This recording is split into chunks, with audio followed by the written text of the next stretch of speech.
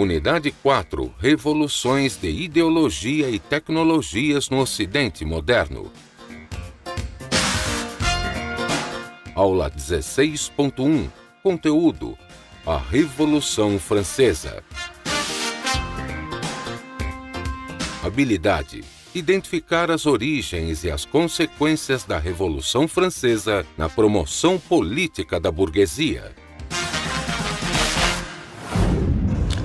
Muito boa tarde, Amazonas. Boa tarde a todos vocês que estão nos assistindo nesse momento. Mais uma vez, estou aqui presente com vocês, professor Eduardo Gomes, para darmos continuidade agora nessas últimas etapas, as últimas fases desse curso de História da EJA do ensino médio.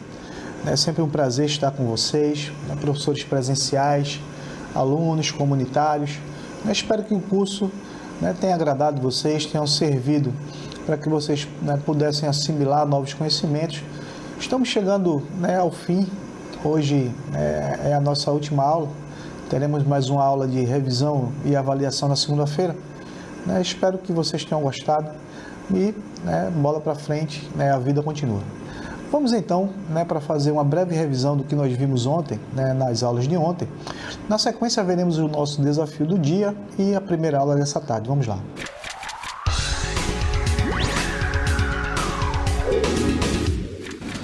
Muito bem, gente. Na aula de ontem, nós começamos a abordar alguns assuntos referentes à chamada Idade Moderna. Discutimos aqui alguns conceitos básicos relacionados a algumas ideologias, alguns regimes políticos. Em particular, começamos discutindo na primeira aula o conceito de absolutismo, o que foi o absolutismo, quais seus pilares básicos, suas causas e consequências. Também acabamos observando alguns pensadores que discutiram o absolutismo. O termo em si, absolutismo, preconiza um poder absoluto nas mãos de um monarca ou de um soberano. É um sistema que predominou em parte da Europa e causou, eu diria, um descontentamento muito grande aos iluministas, ao movimento chamado de iluminismo, que vai surgir posteriormente ao absolutismo monárquico a partir de meados do século XVIII. O século XVIII, por conseguinte, é considerado o século das luzes, o século da razão, o século onde essas ideias iluministas vão desencadear uma série de movimentos. Entre eles, a gente tem aí a própria independência dos Estados Unidos, a Inconfidência Mineira, entre outros tantos movimentos que ocorreram em detrimento dessas ideias. Portanto, gente, a gente já viu basicamente, de uma maneira resumida, do que nós falamos ontem, Vamos agora então dar sequência para o nosso desafio do dia da aula de hoje, para que vocês possam aí se sentirem motivados para a gente dar início à aula e depois, propriamente, começarmos. Então vamos lá.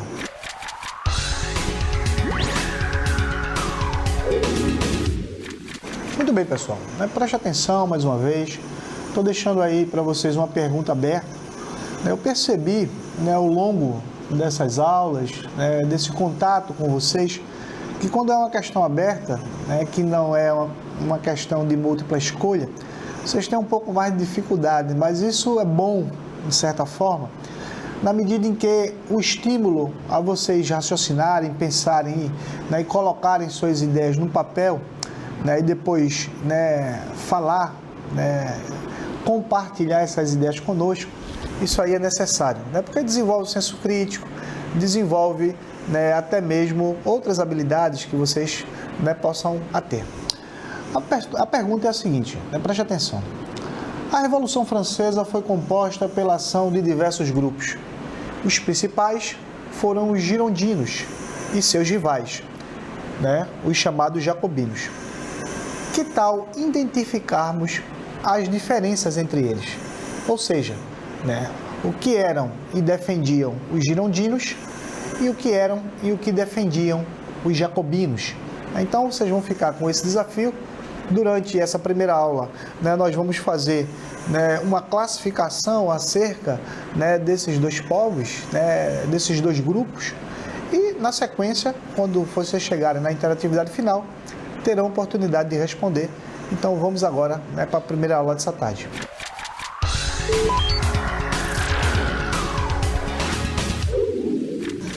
Estamos de volta, gente, né? A cartela já está aí no ar para vocês, para que vocês possam, né, primeiro, né, entrar no clima da aula, né, olhar essa representação, né? Depois eu vou falar um pouquinho do que a imagem significa. No primeiro momento, gente, vamos tentar entender as influências políticas que levaram a determinados processos revolucionários, né, até mesmo um pouquinho antes da Revolução Francesa, para a gente entender o cenário, né?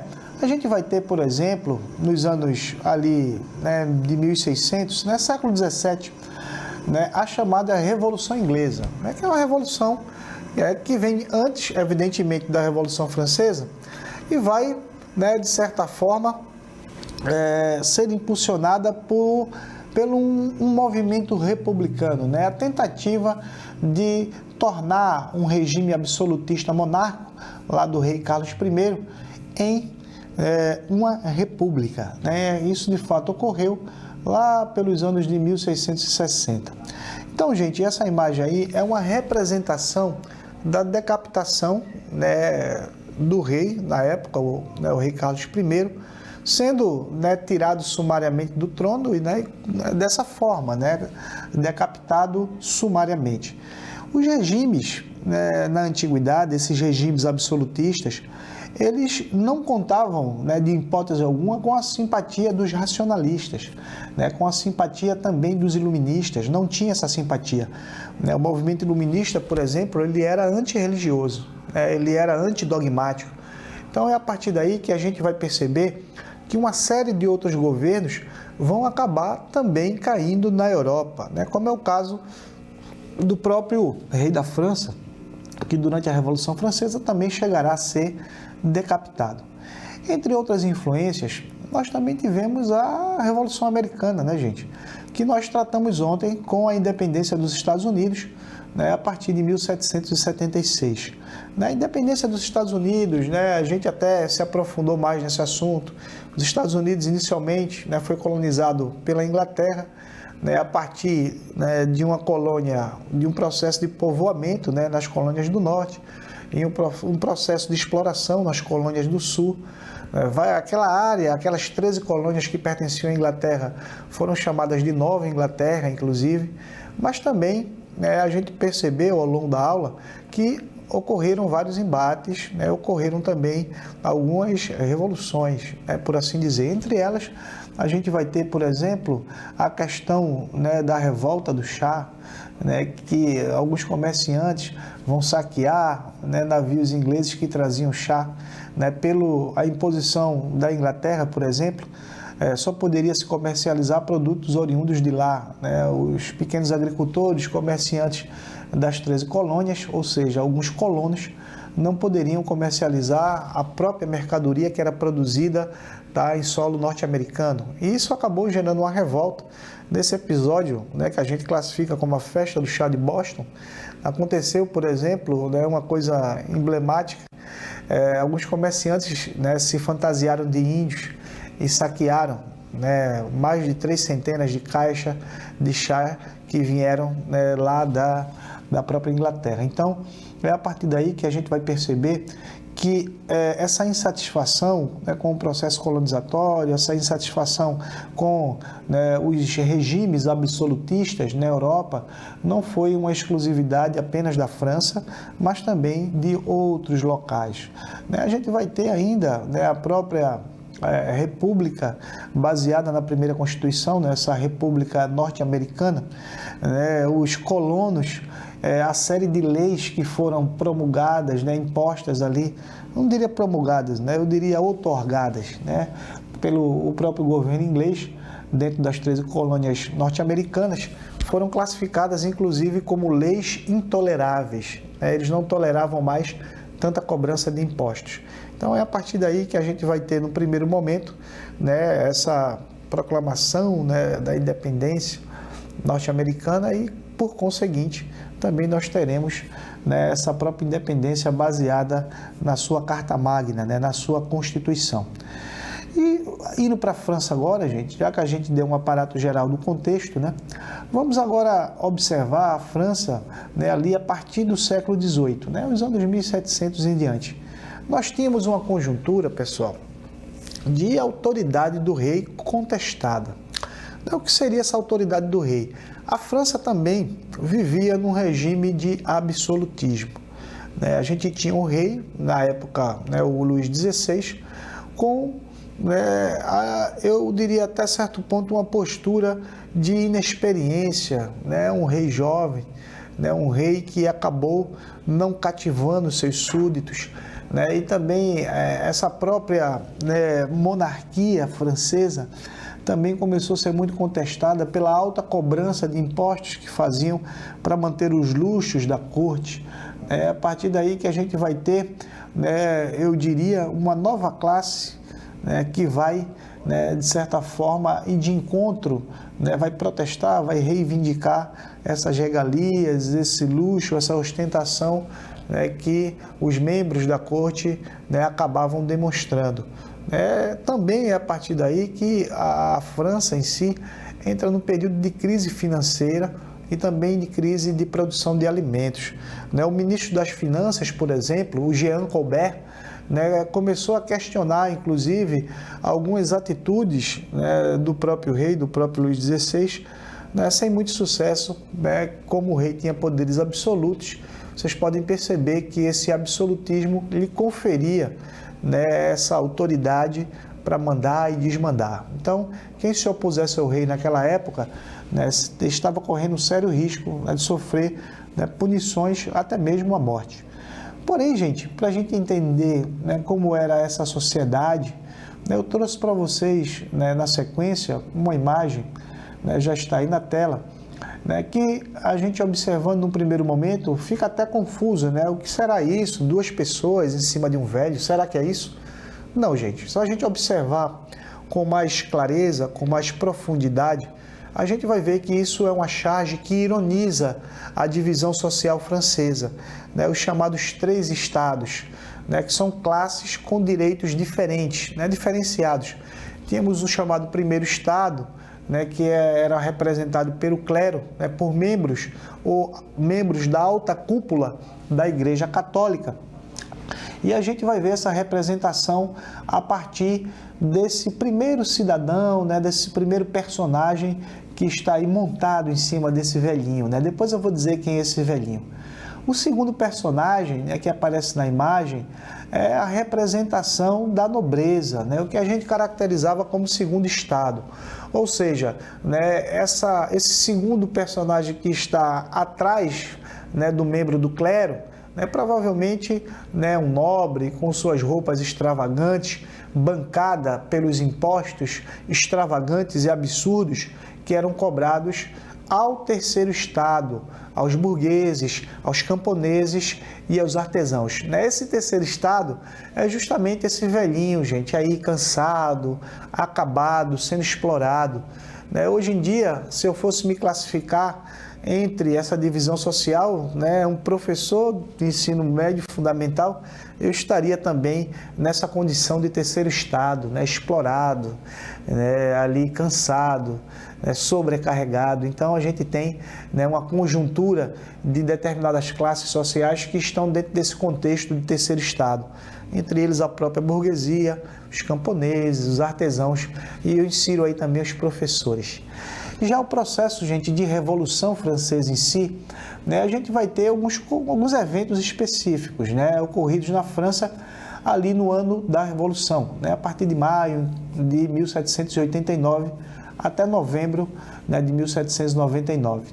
Então, gente, esses eventos, vocês vão poder perceber que a Revolução, ela não foi uma coisa passageira. A Revolução Francesa, ela durou uma década. É um evento, um fato histórico que não aconteceu de uma hora para outra. Nós tivemos uma continuidade desses embates que duraram uma década, um evento que durou muito tempo. Houve uma convocação dos Estados Gerais. Os Estados Gerais eram compostos ali basicamente pelo poder legislativo, tínhamos os deputados desobedecendo às ordens do rei, Então, vocês podem perceber que houve um embate político, né? Houve necessariamente um desagrado com, né, toda aquela conjuntura de cobrança exagerada de impostos, e a gente vai ter essa convocação de estados gerais, né, para realmente praticar o que eu chamo de desobediência civil. É você ir de encontro ao sistema, é você realmente, né, de certa forma, fazer valer, né, os seus direitos como cidadão, no caso aí deles como parlamentares.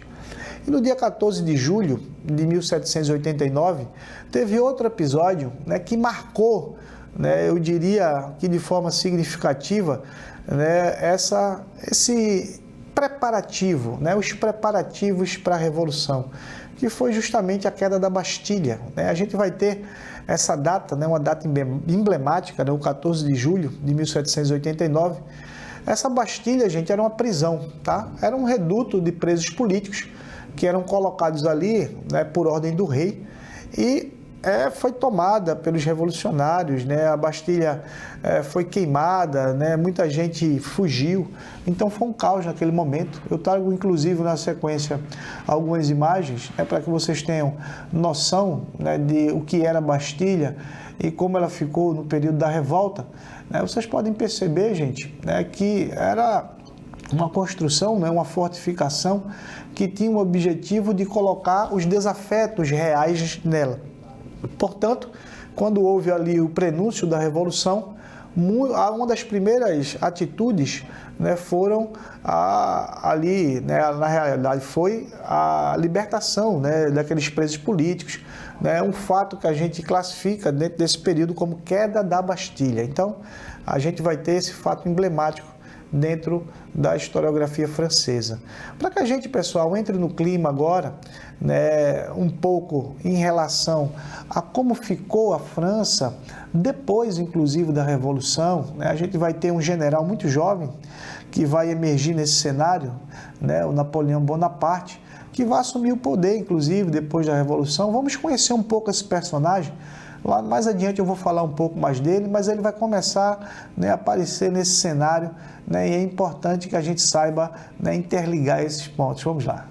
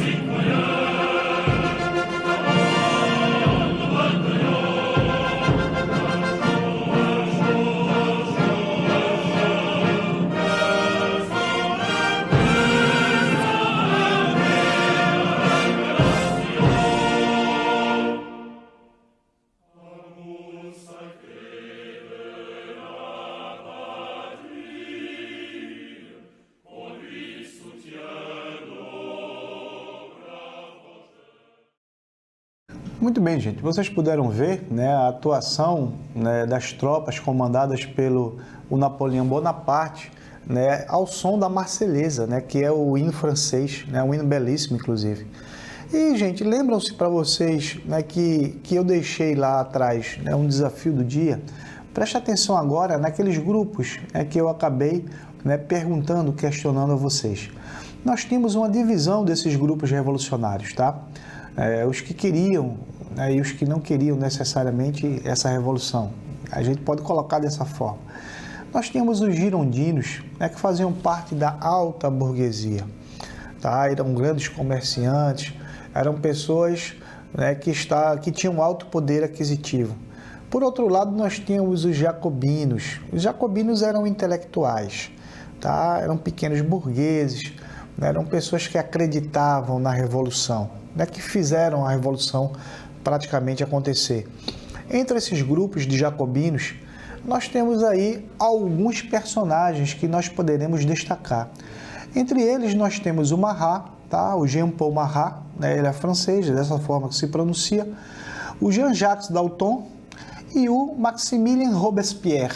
Né? O Robespierre, ele foi, né, um dos grandes líderes desse contexto, né, um líder jacobino, né, que acabou, né, decapitado, inclusive. A gente vai ter até um filme onde isso passa, né? Tem um filme chamado Danton, né, que dá nome aí ao Georges Jacques Danton, que passa, né, parte desse cenário dessa época.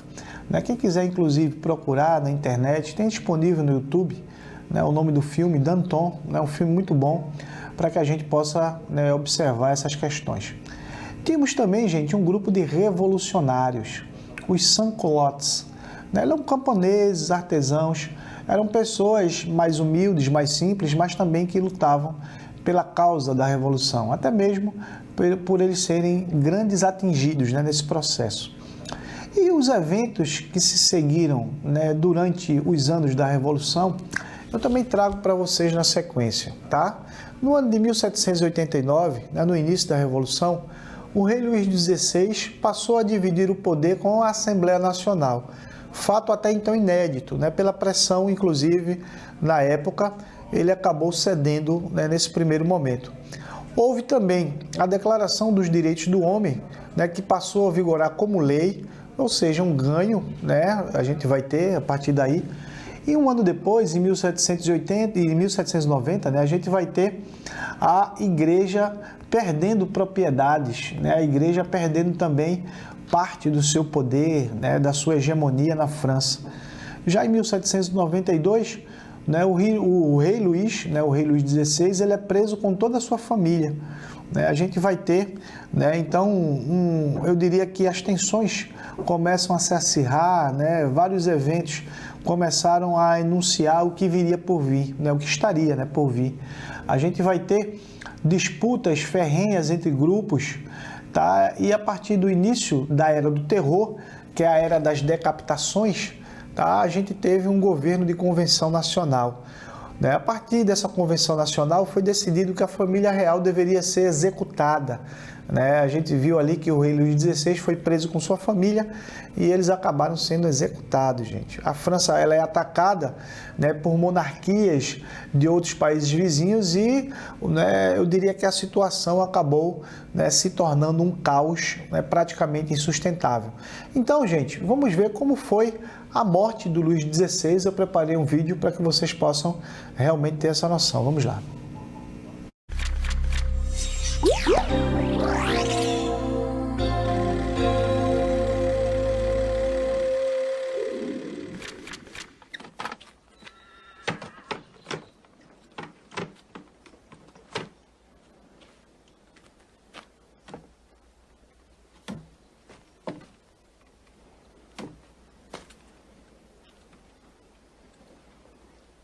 Citoyen, dites-moi ce que je dois faire, monsieur. Il faut enlever votre redingote et votre cravate.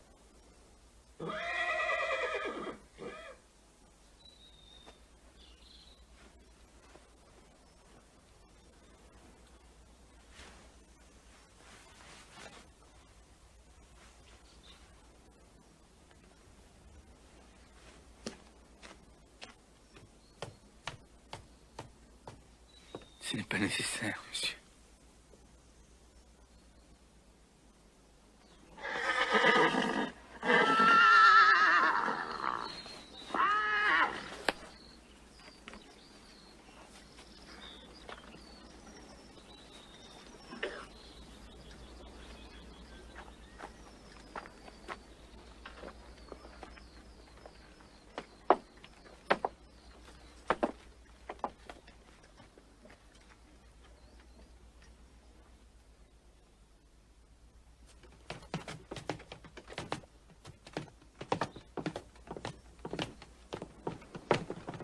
Je meurs, innocent de tous les crimes dont on m'accuse. Je pardonne à ceux qui sont coupables de ma mort. Et je prie Dieu pour que le sang que vous allez répandre ne retombe jamais sur la France.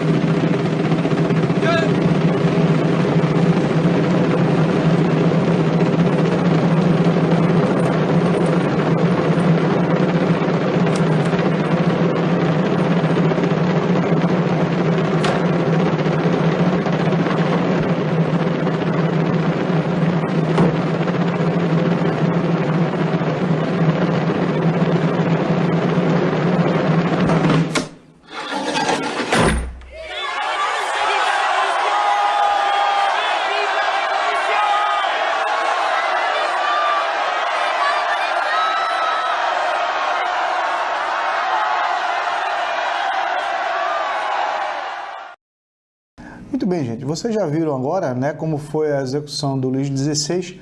Vamos ver então como foi a execução da Maria Antonieta, né, para que vocês possam ter uma noção dos reflexos, né, desse movimento revolucionário. Vamos lá.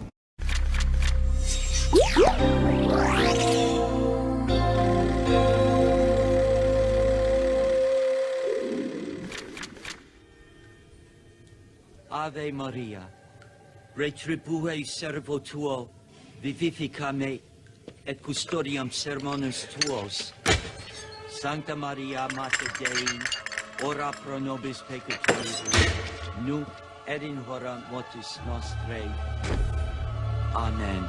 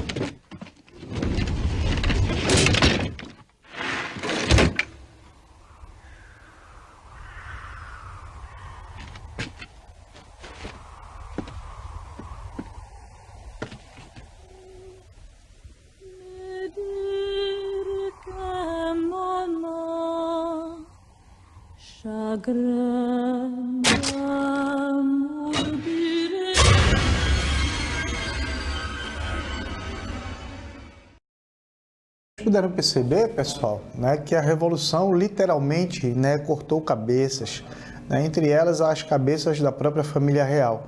Essa época, gente, né, de 1794 em diante, ela é conhecida como a Era do Grande Terror. A gente vai ter, inclusive, a proibição do culto a Deus, né, um novo culto à razão. Né, a gente vai perceber também que os revolucionários, né, rompem mesmo com a Igreja Católica.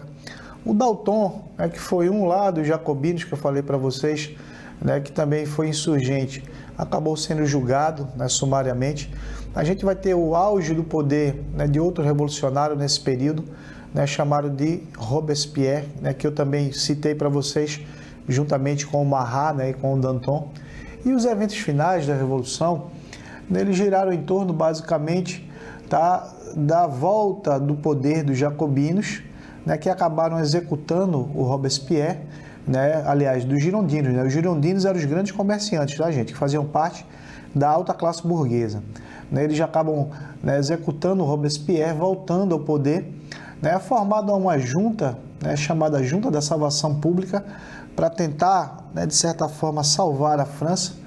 E, finalmente, em 1799, assume o poder o general Napoleão Bonaparte. Né? O Napoleão, aquele personagem que eu apresentei antes para vocês no vídeo, né? Para que vocês já, né, ficassem de sobreaviso quem seria, né, o Napoleão e qual é o seu papel depois, né, do término da Revolução.